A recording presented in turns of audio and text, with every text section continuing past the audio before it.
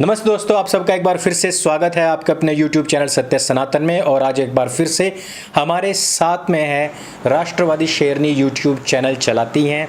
इनका नाम है शबनम शेख। और पिछली बार जब इनके साथ में हमने लाइव किया था, उससे पहले मैंने इनको काफ़ी समझाया था कि अगर आप हमारे साथ में लाइव आएंगी तो आपके ऊपर काफ़ी सारे इल्ज़ाम भी लग सकते हैं, आपको बहुत सारी गाली गलौच भी मिल सकती हैं और बहुत सारी छीछाले दर भी हो सकती है। और वही सब कुछ हुआ भी था। और साथ ही साथ ये भी हुआ कि किसी व्यक्ति ने इनको बहुत सारी अभद्र भाषा में बहुत सारे अपशब्द भी कहे, जिसके बाद में उसके 2 वीडियो डिलीट हुए, जिसके बाद में उसने तीसरा वीडियो प्राइवेट भी कर दिया और जिसके बाद में और भी बहुत सारे लोगों का सपोर्ट इनको मिला।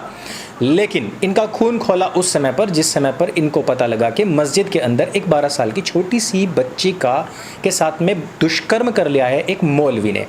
और इन्होंने हमसे फिर से संपर्क किया और इन्होंने कहा कि हम इसके बारे में कुछ बोलना चाहते हैं। हम बिल्कुल नहीं चाहते हैं कि जिन लोगों के हमारे चैनल के ऊपर आने के बाद में उनके लिए कुछ मुसीबतें खड़ी हों, कुछ समस्याएं खड़ी हों, कुछ लोगों को मौका मिल जाए उनके ऊपर बोलने के लिए, हम बिल्कुल नहीं चाहते। लेकिन फिर भी उनको कुछ अपनी बातें कहनी है तो अभिव्यक्ति की जो स्वतंत्रता है उसको हम रोक भी नहीं सकते। स्वतंत्र भारत में है, सुप्रीम कोर्ट हो सकता है कि मेरे ऊपर कुछ चार्जेस लगा दे कि आप एक लड़की को बोलने से रोक रहे हैं।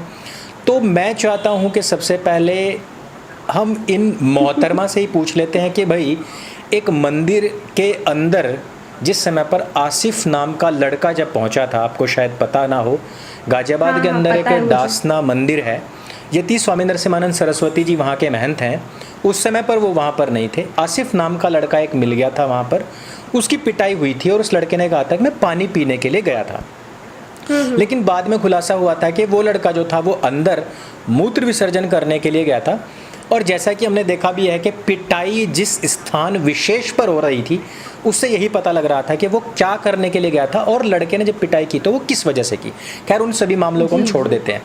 एक लड़का मंदिर के अंदर पानी पीने के लिए जाता है, उसके ऊपर जब एलिगेशंस दूसरे लगते हैं, पिटाई होती है।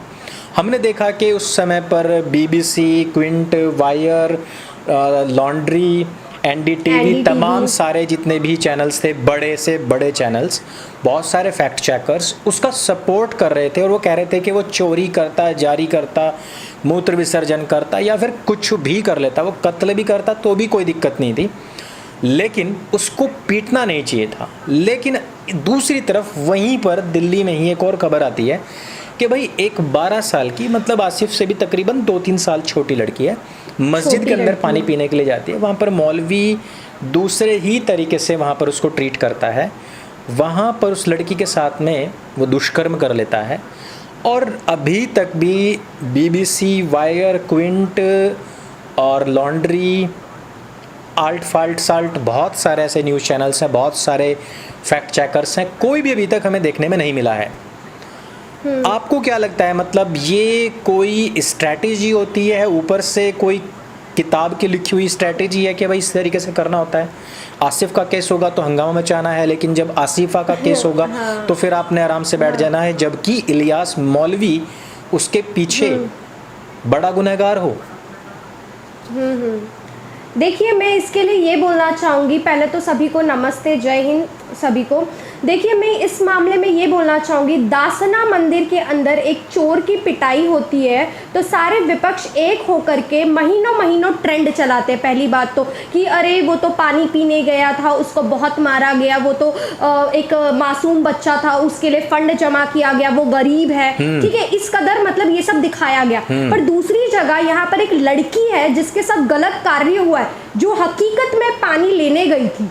दासना मंदिर में जो गया था आसिफ नाम का लड़का, वो तो गलत काम करने गया था ना। आपने जैसे कहा वो पेशाब करने गया था वहां पर, ठीक है, पानी से उसका कोई लेना देना नहीं था। पहले भी छोटे छोटे बच्चों ने, मैं आपको बता दूं, पहले भी वहाँ पे छोटे छोटे बच्चों ने ही, जो एक वहाँ भारतीय जनता पार्टी के एक नेता थे त्यागी जी, उनके हत्या के पीछे भी छोटे छोटे बच्चों का ही हाथ था।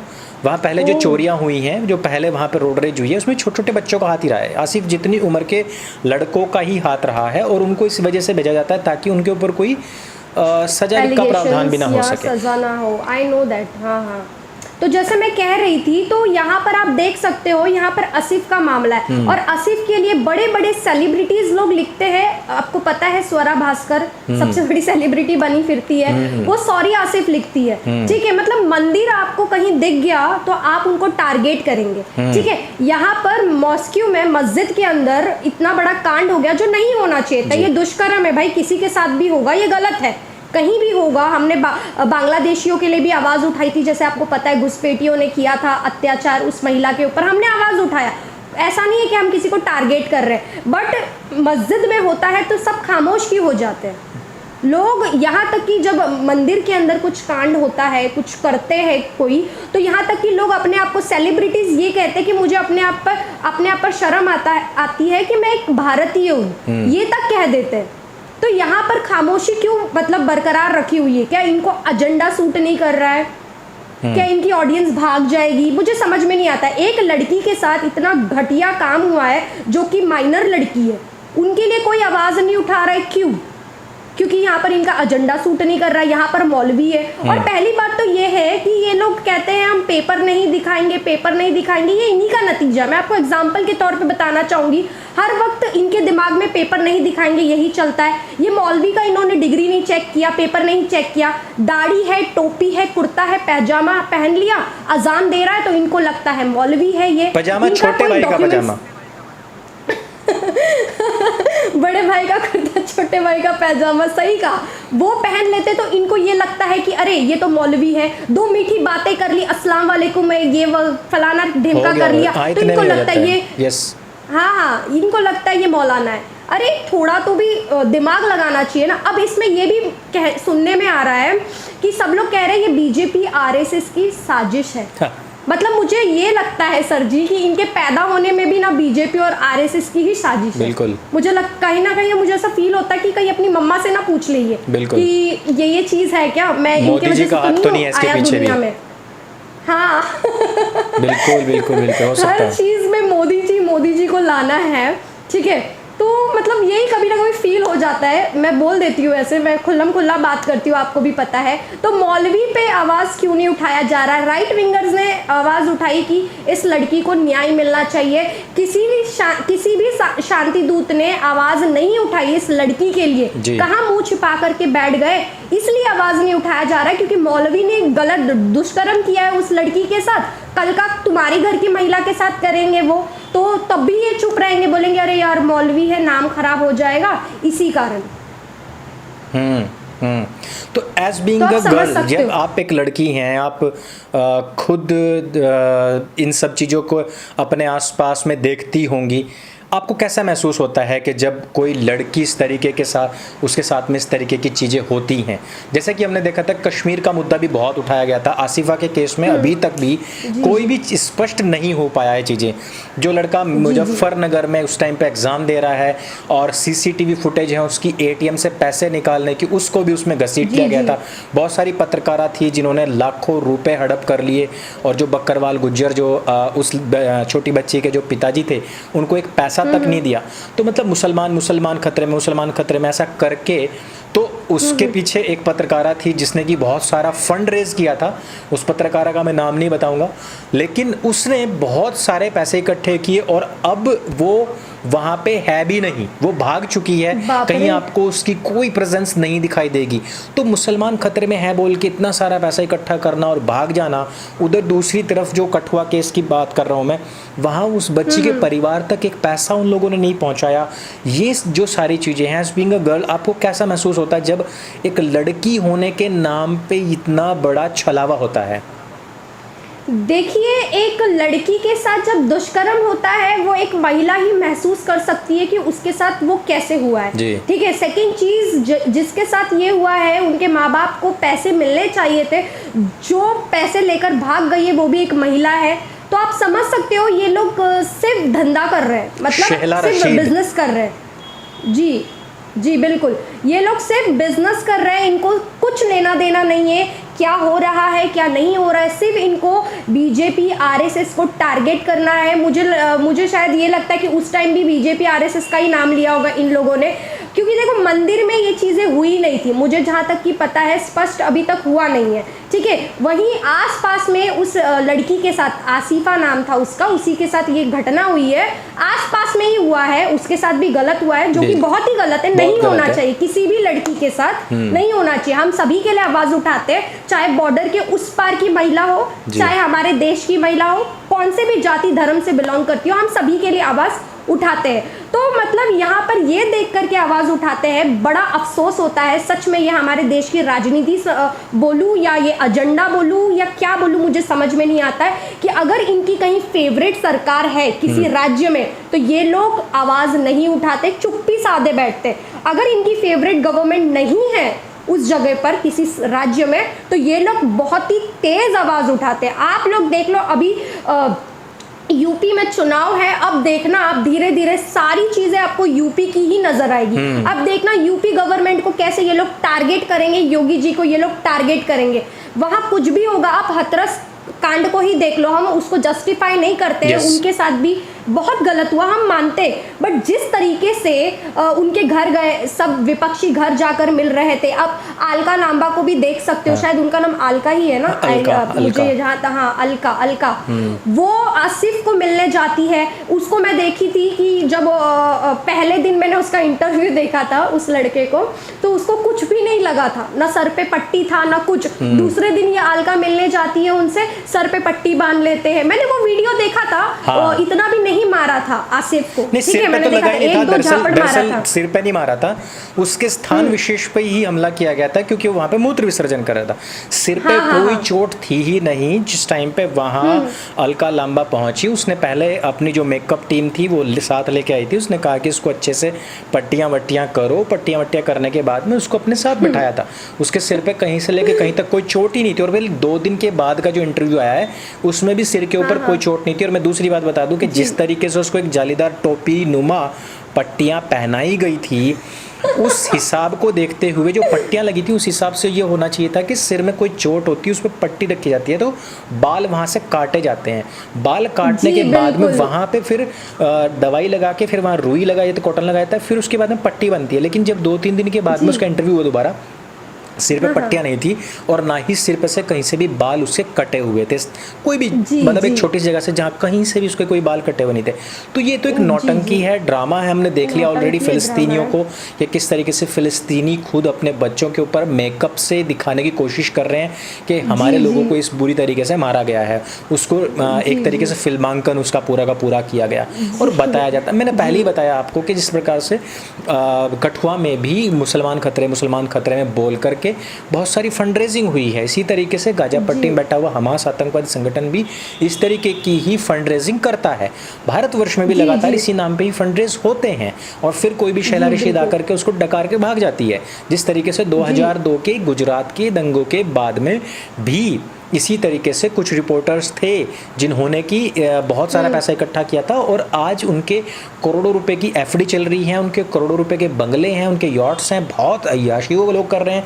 लेकिन मेरे देश का मुसलमान इस बात को नहीं समझता। उसका सिर्फ एक ही चीज़ है कि हर चीज़ के लिए हमने भाजपा मोदी योगी को शाह को दोषी ठहराना है और दैट्स इट। बस इसी रोने जिजाने में ही हमारी जो अंदर की वेदनाएं हैं वो ख़त्म हो जाएंगी और किसी भी तरीके से बस हमने इनको अच्छा मैंने तो एक और भी चीज़ देखी है कि इनको अजाब पड़ेगा, इनको लानत भेजते हैं। लानत भेजकर अभी अरफा खानम शेरवानी 2019 से पहले बोल रही थी नरेंद्र मोदी नो मोर, अब की बार वो नहीं आएगा, लेकिन फिर आ गया था। अभी फिर से उसने एजेंडा चलाना शुरू कर दिया, फिर से वो ही चीज़ कि नरेंद्र मोदी 2024 में नहीं आएगा। हालांकि ये पूरा का पूरा जो टैक्टिक्स थी वो प्ले कर चुकी है, लेकिन फिर से दोबारा से लग गई है।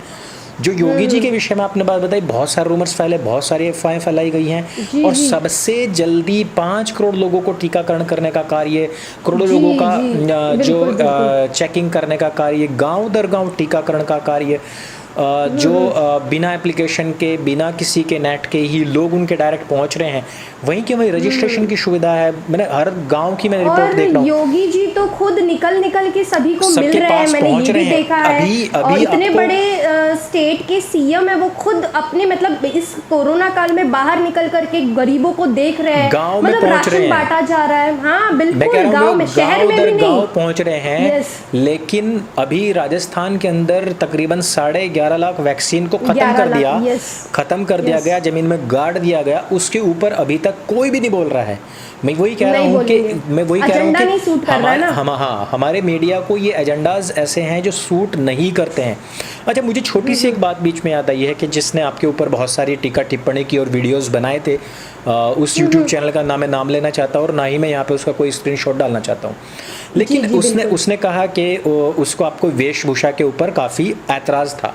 तो मैं जस्ट एक क्वेश्चन ये पूछना चाहता हूँ कि जिनको उन मुस्लिम लड़कियों की वेशभूषा पे या उनकी ड्रेसेस पे काफ़ी आपत्ति होती है, जो कि मतलब हिजाब से बाहर हैं या फिर जो बुर्का से बाहर हैं, तो उनको तब आपत्ति नहीं होती क्या जब उनकी बहन या उनकी बेटी या माँ के साथ में उनका बाप या जीजा या कोई दूसरा व्यक्ति जो है तलाक दे करके उनका हलाला के लिए उनको भेज देते हैं ज़बरदस्ती, तो उस टाइम पे क्या उनके शरीर को दूसरा व्यक्ति नुमाइश में नहीं देख रहा होता है कि वो भी वो व्यक्ति जिसको वो जानती तक नहीं है, पहचानती तक नहीं है, और जहाँ उसको ज़बरदस्ती फेंक दिया गया है।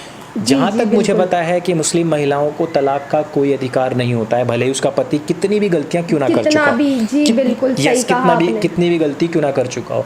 एक लड़की है जिसको नहीं पता है कि अभी अगले सेकंड ही उसको 3 तलाक बोल दिया जाएगा और उसको उठा के किसी और के पास में फेंक दिया जा सकता है, फेंक दिया तो अब वहाँ पे क्या शरीरों की नुमाइश नहीं होती है? वही मैं कह रहा था कि इनका एजेंडा जहाँ पे सूट करता है वहाँ पे मतलब बहुत है, ये लोग डबल स्टैंडर्ड की हद से बाहर हो चुके हैं ये। और जैसे अब मैं इस पे कुछ बोलना चाहूंगी, मेरा जो पॉइंट ऑफ व्यू रखना चाहूंगी मैं ये तलाक के रिलेटेड या कुछ ये, तो देखिए जैसे ये लोग मुझे ट्रोल कर रहे थे, मुझे ये कहते हैं ये लोग कि तुम इंस्टाग्राम पे रील्स वगैरह पे नॉर्मल कपड़े में वीडियो बनाती हो और यूट्यूब पे और तुम हिजाब लगाती हो, बुरखे में आती हो, तो ये लोग ही मुझे ट्रोल करते। कितना हिपोक्रेट है मैं आपको बताना चाहूंगी सर जी। ये लोग मुझे कहते हैं कि आप बुरखे में डांस करती हो, ये गलत है, तो चलो मैंने आप लोगों की बात मान ली, गलत है, मैं नहीं बनाती। फिर सेकंड चीज में अभी मैं इधर नॉर्मली ऐसे मतलब वीडियो बना रही हूँ हिजाब वगैरह में, तो ये लोग मुझे कहते हैं कि तू वहां पर बुरखा नहीं पहनती है, यहाँ पर बुरखा पहनती, बदनाम कर रही है। तो हिपोक्रेसी देखा आपने, खुद ही बोलते हैं कि बदनाम कर रही है, डांस कर रही है, मत कर, अब शांति से बैठ के वीडियो बना रही हूँ तब भी पेट में दिक्कत है। मतलब ये लोग ऐसे कि कुछ भी कर लो आप, आपको ये ट्रोल करेंगे ही, आपको जीने नहीं देंगे, आपको कुछ नहीं करने देंगे।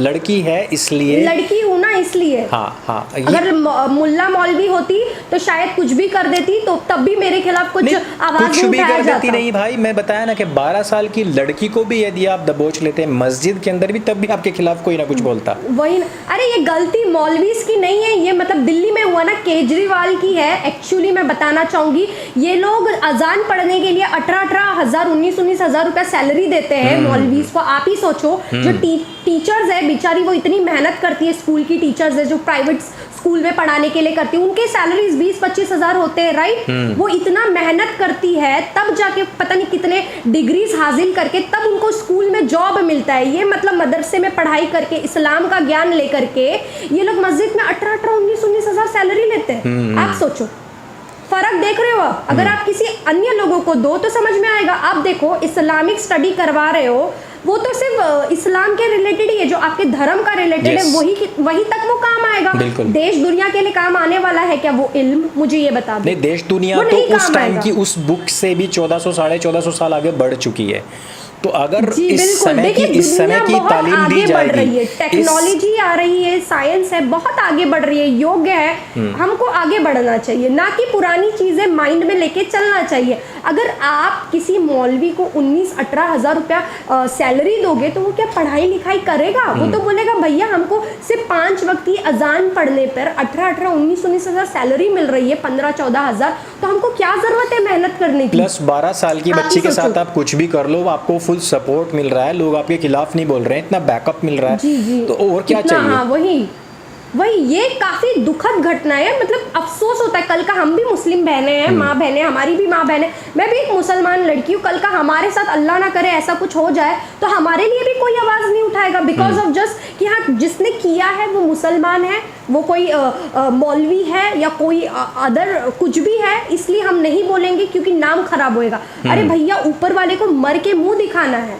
ठीक है, तो ये चीजें क्यों छुपाना? जब मतलब अपने घर में कुछ काला कांडी हो रहा है, उसको छुपाने के लिए आप हर वक्त ये बोलो अरे बीजेपी आरएसएस की साजिश है, ये है वो है फलाना है, तो आप अपना ही नुकसान करके ले रहे हो। अपने घर की चीज़ों पर पर्दा मत डालो, पहले अपने घर में देखो क्या हो रहा है, बिल्कुल, जो बिल्कुल। देखना चाहिए था। और किसी ने आवाज़ नहीं उठाया इसके लिए। मेरे को ये अफसोस हो रहा है कसम से। मैं बड़े बड़े लोगों का ट्विटर अकाउंट छान मारी सर जी, कुछ ट्वीट नहीं मिला मुझे। मतलब आप देख सकते हो कितने घटिया लोग हैं ये लोग। Yes. बस इनको हाथरस के लिए आवाज उठाना है, आसिफा के लिए बोलना है। अलीगढ़ में अभी क्या हुआ है कि MIM के लीडर ने खुद ने कह दिया है कि हमारे यहाँ से दलितों की बारात नहीं निकलेगी। हम रोड पे नमाज पढ़ेंगे लेकिन हमारे यहाँ से दलितों की बारात नहीं निकलेगी।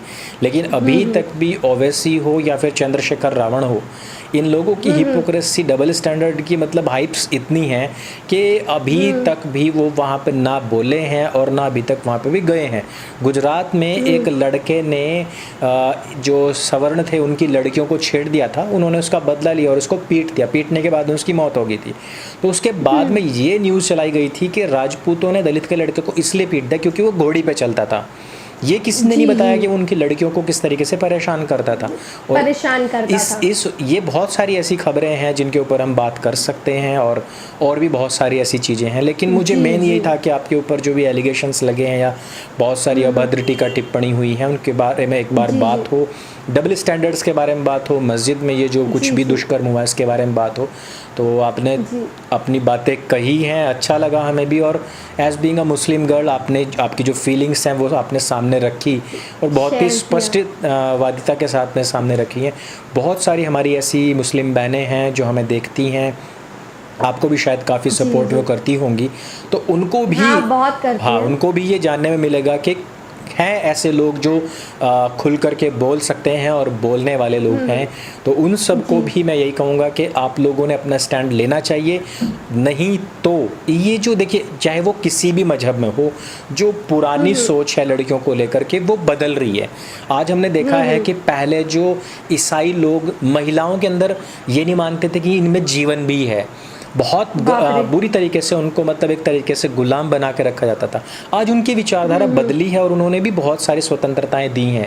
हिंदुओं में भी पहले बहुत सारे ऐसी चीज़ें थी जिसको कि उन्होंने पूरी तरीके से ख़त्म किया है। यहूदियों में ख़त्म किया गया है, बौद्धों ने ख़त्म किया है, मतलब हर एक ने ही, जो भी पहले बहुत स्ट्रिक्ट थे, धीरे धीरे उन्होंने सभी ने ही चीज़ों को समझने की कोशिश की है क्योंकि ज़माना बहुत तेज़ी से बदल रहा है और आज हमें सभी को पैरेलली अपने एक दूसरे के बराबरी पे आना पड़ेगा। हाँ, शारीरिक क्षमताओं में, अक्षमताओं में बहुत सारे डिफरेंसेस हैं स्त्री और पुरुष के अंदर, और जिसको कि एक दूसरे के साथ में स्वीकार करते हुए ही आगे बढ़ना है। बहुत सारी ऐसी चीज़ें हैं जो स्त्रियां नहीं कर सकती हैं, बहुत सारी चीज़ें ऐसी जो पुरुष नहीं कर सकते हैं, जो पुरुष नहीं और इसी वजह से ही उनको एक दूसरे के पूरक कहा गया है। तो इस वजह से वो अगर एक दूसरे के हाथ में हाथ मिला करके और पूरक बन करके आगे बढ़ेंगे तो बेहतर रहेगा। अगर हम एक को पूरी तरीके से हम सप्रेस करेंगे, गुलाम समझेंगे और उसको दबा के ही चलेंगे और ये सोच करके, क्योंकि ये 1500 साल पहले ये बात कही गई तो आज भी यही चीज़ रहेगी, तो वैसी सोच ना हो। तो इस तरीके के जितने भी हमारे विकसित 1400 साल पहले तो छोटी छोटी बच्चियों के साथ शादी की जाती थी। क्या हमारे देश में अभी अलाउ है? नहीं है। उसी विचारधारा के चलते मौलवी इलियास ने ये काम किया है कि ये सब चीज़ें होती आई हैं तो हम कर लेंगे, क्योंकि उनका दिमाग आज भी गुलाम है 1400 साल पुराने उसी विचारधारा में पड़ा हुआ है, वो आगे बढ़े ही नहीं है। देखो, धर्म के रास्ते पे चलना कोई गलत बात नहीं है, बट जो धर्म का रास्ता है, मतलब जो मजहब का रास्ता है, जो हमारे कॉन्स्टिट्यूशन या हमारे रूल्स एंड रेगुलेशन के खिलाफ है, जिससे आपको जेल हो सकती है या कुछ हो सकता है, वो नहीं करना चाहिए। हमें खुद भी सेफ रहना चाहिए। आप प्रेयर करो, नमाज पढ़ो, कुरान पढ़ो, कोई दिक्कत नहीं, कोई नहीं रोक रहा है, तो ऐसा कार्य मत करो जिससे दूसरों को तकलीफ हो। मेरा ये कहना है, जो विकसित मस्तिष्क के जो भी हमारे भाई बहन है, चाहे वो किसी भी मजहब के हों, किसी भी कल्ट के हों, धर्म से बिलोंग करते हों, वो सभी लोग इस विचारधारा को आगे बढ़ाएं, क्योंकि इस तरीके की जो ट्रांसपेरेंसी है, जिसमें कि कोई किसी तरीके की बायसनेस नहीं है, जिसमें किसी तरीके का कोई डबल स्टैंडर्ड नहीं है, सभी के लिए एक तरीके की आवाज़ उठनी चाहिए। तो इस आवाज़ को आगे बढ़ाने का कार्य करें, क्योंकि इस आवाज़ को ना BBC आगे बढ़ा रहा है, ना लॉन्ड्री, ना क्विंट, ना वायर और ना लायर और ना साल्ट, ना फॉल्ट, कोई भी इस चीज़ को आगे नहीं बढ़ा रहा है। इसलिए मेरी सभी से विनती है कि जो भी लोग इस तरीके के डबल स्टैंडर्ड से परेशान हैं, वो इस आवाज़ को, इस बात को सभी तक पहुंचाएं। तो आपने हमें ज्वाइन किया, आपका बहुत बहुत धन्यवाद। सभी हमारे मित्रों का भी बहुत बहुत धन्यवाद। मेरे संग बोले सत्य सनातन वैदिक धर्म की जय। जय हिंद, वंदे मातरम। जय हिंद सर जी, बहुत बहुत धन्यवाद, आपने हमें ये मौका दिया, ये दूसरी टाइम आपने हमें चैनल पे बुलाया, बहुत बहुत धन्यवाद। जय हिंद, जय भारत, जय हिंद की सेना।